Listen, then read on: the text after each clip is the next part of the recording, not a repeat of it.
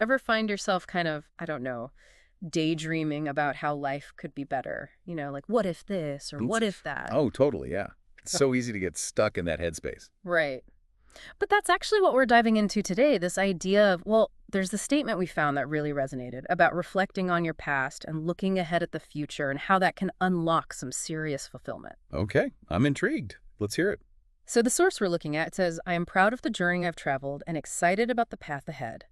And it just struck me because it's not just about, like, feeling good temporarily. It's about a whole mindset shift. Yeah, and it's subtle but important how it frames things. Yeah. Because it's not just about celebrating the high points, right? Mm. It's acknowledging the entire journey, the stumbles, the lessons, all of it. And that proud part, especially, because it'd be easy to hear that as being arrogant, but it's really not about that. Not at all. This source actually talks a lot about gratitude and self-awareness, and that's where I think that proud idea really fits in. It's about mindful reflection. Gratitude and self awareness, man, those are big ones. And it makes you think about resilience, too. Because someone listening might be going through it right now and telling them to be proud of their journey feels, well, impossible. So, how does reflecting on the past, especially the tough parts, how does that help us be more resilient today? That is such a good point. It's like when we look back on those moments, those challenges where we maybe stumbled but we got back up, it reinforces something so crucial, that belief that, hey, I've handled tough stuff before and I can handle it again. Right. It's almost like proof, right? Like you're giving yourself evidence of your own strength. Exactly. And that's how you build a positive self-image, which this source talks about too. It's like a muscle, that resilience, you got to keep working it out. It really is like that saying, what doesn't kill you makes you stronger, but applied to our minds. Okay, it's not just about looking back, right? This statement is also about looking ahead.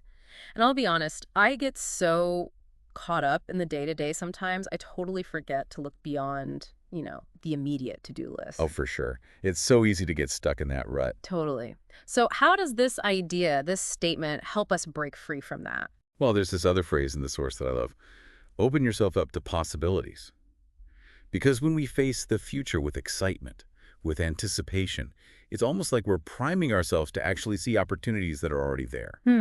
Yeah. Because if you're just like expecting the worst, you're probably not going to notice the good stuff, A right? 100%. You're not even looking for it. It's like we switch from a mindset of scarcity to a mindset of abundance. And that actually ties into something else this source emphasized, adaptability to change. Any advice on how we can use this whole proud of, excited for idea to become more adaptable? I think this is where it all comes together. Because it's not just about feeling proud or excited. It's about channeling those feelings into action, into how we approach change itself. When we blend reflection on our past resilience with, like we were saying, that anticipation for the future, that's how we tap into a real sense of purpose. Mm. And purpose fuels adaptability. Change stops being a threat and becomes an opportunity. Wow. Okay, that is powerful because it's like this statement isn't just a feel good phrase, it's a recipe for action and for creating a life that feels, well, more fulfilling. Exactly. It's a starting point. So if you're listening, don't just like hear these words, really try them on, see what shifts. Absolutely. And that brings up a great question for you to think about as you go about your day. If you were to write your own version of this statement, your own proud of excited about, what specific things would you include? What does that tell you about your path?